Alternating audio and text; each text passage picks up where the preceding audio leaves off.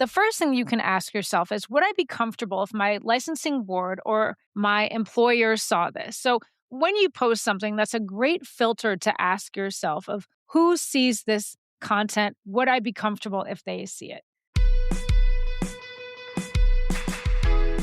Welcome back to Med Creator 101, the go-to podcast for HCPs on all things social. I'm Mimi Banks, founder of MB Social, and I'm here as always with my co-host, board-certified dermatologist and dermfluencer, Dr. Dustin Portella. Nice to see you again, Mimi. Always glad to be back. And today it's just you and me. We're going to be covering, I think, one of the more important things that we can talk about when it comes to healthcare professionals getting on social media. And that is the legal and ethical pitfalls that you need to be aware of before you get started on social media. And we don't intend for that to be something to scare you away from social media, but it is important to be aware of when you are a professional. It's important because when you have influence, that comes with a tremendous amount of responsibility, and it's something that you should take seriously. It's not about being perfect, but it's about having the right kind of standards. We've got a lot of, I think, really high yield tips to make it as easy as possible. But we want to do something a little bit unique today before we get into the meat of the episode, and that is do a creator spotlight. We're always bringing on people to the podcast who are crushing it on social media, who have a unique approach where they've identified their lane. And today we just want to highlight somebody who has not yet been a guest on the podcast, and that is Dr. Maren Locke. You can find her on Instagram at The Budget Dermatologist. Mimi, why does Dr. Locke stand out to you as a creator who's doing it right? You know, when I met Dr. Locke, I was really blown away by her content, her branding, and how clear her positioning is. She chose a lane and she's stuck with it. So not even just by her name of the budget dermatologist, but everything that she talks about reinforces all of her branding. Not only that, but her content, super easy to follow. It is digestible by anybody. The other thing is that it's very recognizable. So from the cover photos to just scrolling on her page, I love the way in which that she communicates. Like, to me, that is already a best in class. Yeah. When I look at her bio, she's got it very clear in the bio. She talks about who the content is for, like budget skincare routines, premium skincare without the price tag. So her total addressable market, it's so huge. The number of people that she's speaking to who are interested in skincare, but they don't want to spend hundreds of dollars per product, which really makes her content accessible to millions of people. And she keeps that uniform across all the platforms that she's a part of.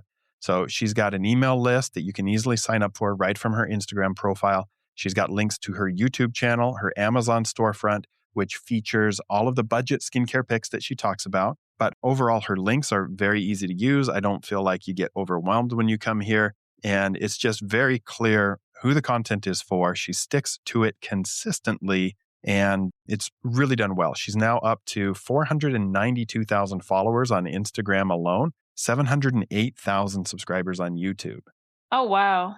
So she's really crushing it. Again, she's got her brand pillars. She's got her core beliefs. She sticks to them. So this is just an example. If you are interested in getting started on social media and you're not sure what lane you want to pick, this is just an example. Not saying you have to do things the exact same. In fact, you shouldn't do things the exact same as another creator because you have to be yourself. But she is just a case study in she identified very early on what her social media was going to be about, and she's stuck to it, and it's really resonated with hundreds of thousands of people now.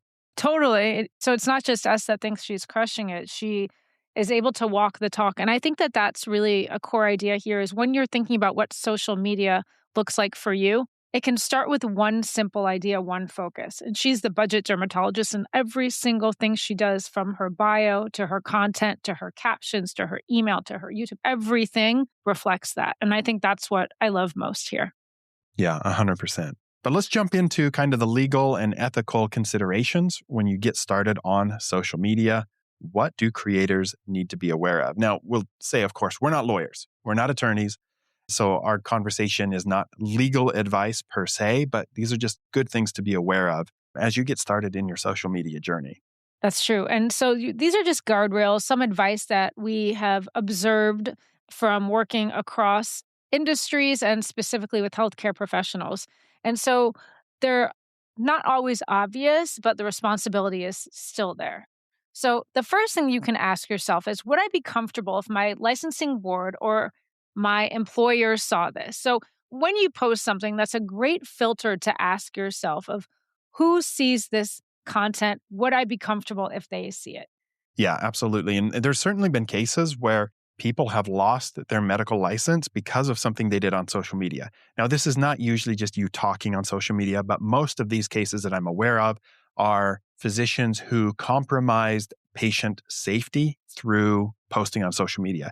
Either they, included personally identifying information, they were dancing in the operating room while a patient was under anesthesia. Obviously, I think anybody with a little bit of common sense should know that's not a good idea to do anything that puts patients at risk and then document it and post it on social media. So the principle of do good and do no harm should translate from medical practice into social media as well. You also want to give information that empowers patients to decide. And finally, make sure your content is inclusive and accessible. I still like the analogy, Dustin, that you use when you say you imagine each person that you're talking to is somebody in your clinic. I think that is also an easy filter to think about. Yeah. And when it comes to like inclusive and accessible, I think this is not necessarily a legal thing, but just like closed captions on your videos, I think is really, helpful as one thing that you can do to make it inclusive and accessible. And you just have to make sure that, again, like you said, would you be comfortable if a patient saw this, if the licensing board saw this? Most of the time, what you post on social media isn't going to compromise your license. You might get people that submit complaints because they just don't like you, but most of the time, the medical board's not going to do anything with that. But just be cautious that you're not exaggerating claims, that you're not doing anything that would be considered deceptive in your before and afters and things like that. We actually have a 5 question filter that you can use before you post. The first is this evidence based? And I think this is self explanatory for any physician. Like we deal in evidence, we talk about science, we are trying to give the best information so that when you initiate a treatment with a patient, that you can back it up as this is the standard of care. This is evidence based. This is not going to harm you in most cases. And if there's risk, it's clearly defined when you're seeing a patient in the clinic. And you want to not give individual medical advice on social media, but you want to talk broadly through things that are evidence based. Speaking of which, that leads us to the second one. Could this be misinterpreted? And this is, I think, not something that you're always going to be responsible for because you can't control how people interpret something or how they receive it. But you can take care to make sure that you're speaking clearly from a place that is defensible. Again, that goes back to evidence based standard of care and do it in a way that's unique to you, that brings your personality into it. I don't know how you can always make sure that your content is not misinterpreted or that somebody doesn't question your motives, for example. True. I think it's more largely of how you present it that it is evidence based too, to make sure that you have the backing. The third is, would I defend this publicly? Yeah. And this, again, depending on where you're speaking from, I think this still goes back to is it evidence based? Is this something that your colleagues will stick up for you on? Not that you have to get all your colleagues to come and comment on a post if people are coming after you, but you want to just be in line with what is commonly accepted so that if you ever did have to defend it, treat this like, if you were in a malpractice suit, would an expert witness come in and say, yes, they follow the standard of care or this is proper advice? And if you are using people, is there proper consent? This is something huge. Dustin, I don't know how you handle this in your clinic, if you use before and afters ever. Yeah, we do occasionally use before and afters. And I've had patients that see my content and we're, popping a pimple or something on them. And they say, yeah, I want to be on social media. So we actually used an entertainment attorney and this wasn't terribly expensive, but we had them create for us a specific consent form for social media so that a patient can allow us to use their image and we will have a conversation with the patient. If they want their eyes covered for the procedure, we can edit that out of the video. But we try to be respectful on a case by case basis. And we always tell patients that if you decide later on you want us to remove that video, we're happy to do it. We will take down the video if it's using your image, but we can't control if anybody else has downloaded that video or has reposted it. And so that's something that is outlined in our consent form as well, that we will do what we can, but once this is out there, other people may have access to it. So we make sure that the patient's very comfortable with it. So you do need a separate consent form. This is not just a standard consent form that you use when a new patient comes into your office and they're signing their HIPAA form and they're signing, we have a separate photography form for use in our electronic medical record, where if we're going to take photos of something and it's going to be stored in their chart, that comes with our EHR. But if it's going to be posted and published on social media, we have a separate paper consent form that we sign, we scan, we put into their chart. So that's, I think, very important. Super important. Last but not least, let's talk about disclosures. Are the disclosures clear? Specifically, if you have a paid content, if you're gifted something, you need to make sure those are clear. Yeah, there's a number of things you have to be aware of. So obviously, if you are being paid to post a video for a brand and speak favorably of them, you have to disclose we say above the fold. So in the very beginning of your caption, it needs to say hashtag ad or hashtag brand X partner, whatever the brand is. If it is a gift for you, if a company just sent you a gift and you decide to talk about it, you need to still make it clear to your audience that you did not pay for that the company sent it to you, because there is the possibility of a conflict of interest. So if somebody sends you something, it could be quite expensive, skincare or other products. You should be telling your audience, you didn't pay for that. The brand sent it to you for free. And the other thing that I have seen more physicians mess up on, I'm not sure how to necessarily cover this with them, is that it's not necessarily that they were gifted something or that they're being paid to talk about something, but because I know some of these creators, I know that they are investors in the skincare line or investors in something. And so they're talking about a brand favorably, but they also have a financial interest in the company, and they don't disclose that they're an investor or advisor to the company. So they have a conflict of interest there. And that also needs to be disclosed. So if you're invested in a line, a skincare line, or some other vitamin product or whatever it is, and you're talking about it, you still need to make it clear, brand X partner. And I've done that, for example, on a couple brands that I did invest in or that I'm on their advisory board for. I disclose, even if it's not a paid promotion, that hashtag brand X partner, for example, because I'm still a partner of that brand. That's smart. That is one thing that I've seen more creators mess up on. So if you're doing a paid promotion, most people are very good about saying that that is a paid partnership. But I've seen more people miss the gifting and the investment advisor positions when they're disclosing post content. So I would add just two more parts of that disclosure and being transparent is don't hide it in a block of hashtags. Some people do that. Like you have ad like way down and then maybe they can see that it's an ad. Make sure you say it verbally in the video too. And if you work with brands, they will also have rules that you must follow for their specific brand too. But just again, from an ethics and legal perspective, make sure you put ad at the beginning, you say it verbally in the video, and you just disclose gifts, trips, or affiliates, like being an investor, because it could count as a financial relationship. Yeah, you don't want the FTC coming after you. No, it's not worth it. It's definitely not worth it. Just to conclude, I want to go through just some quick do's and don'ts that are important and key takeaways to remember. Let's start with your results. When you are posting results, and specifically before and afters, make sure you are honest. Don't imply everyone will get the same results. Have consistent lighting, no strategic angles, and just set realistic expectations because people believe what you say and they will take your expertise as verbatim.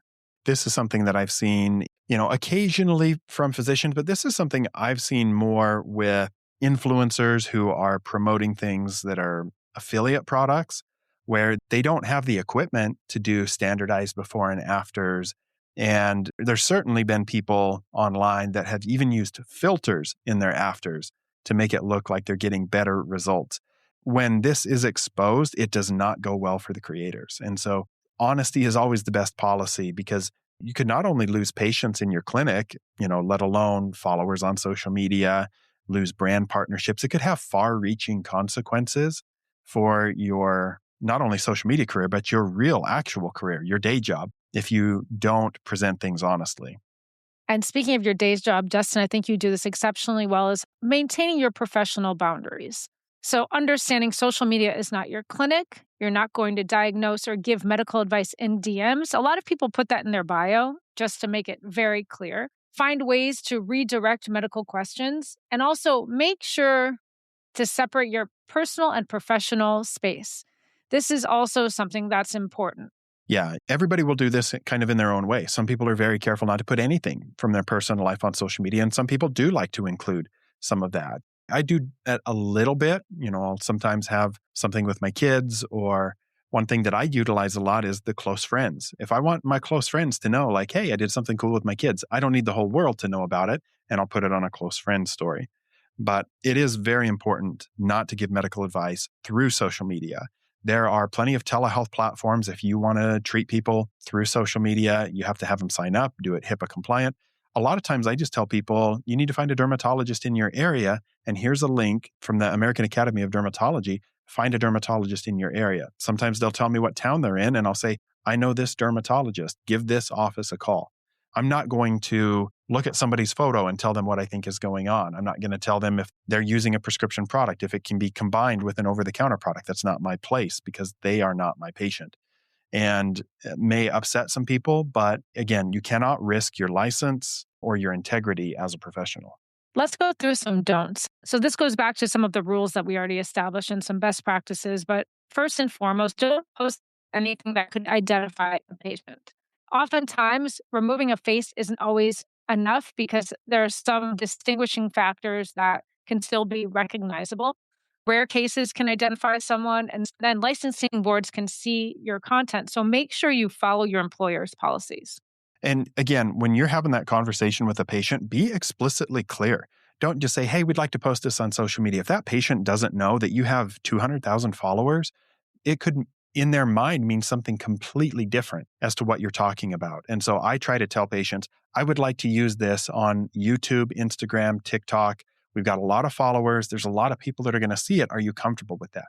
Because I don't want them to think like, oh, this is just going to get posted on some small Instagram and get, a few likes, but this potentially could reach millions of people. And even if they have signed a consent form, they could come back and say, I did not understand that it was going to be seen by that many people. And you don't want to hide behind, the eight ball on this. You want patients to know exactly what they're giving consent to, or it's not real consent. True.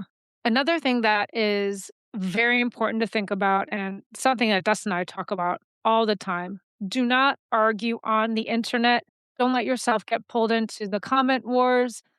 Make sure you leave with evidence. If you have to correct someone, correct it thoughtfully. Don't shame them and really try to avoid back and forth debates as much as humanly possible. People are so quick to cancel others, and they're just trolls. There are internet trolls Yeah. that no matter what you say, you can't calm them down. So, my best advice is don't get involved at all. Yeah, I agree. If you need to block somebody, block them. You have to understand that there are just people who are trolls, like you said. They may not even believe the thing that they're saying, but they have all the time in the world to get on there and argue with you. And if you trip up and you say something from a place of anger, it could have far reaching consequences. You have a day job, you have professional and personal interests that you need to protect. So it's like the old saying, never wrestle with a pig. You both get muddy and the pig likes it. That's an internet troll to a T. So they're just out for the kicks of it. They don't care what their position is. They will just try to get you riled up because that's how they entertain themselves. So don't get pulled into those wars. Block people who are personally attacking you. I will engage with people who are having a professional conversation where there's a difference of opinion, and I'll share my evidence.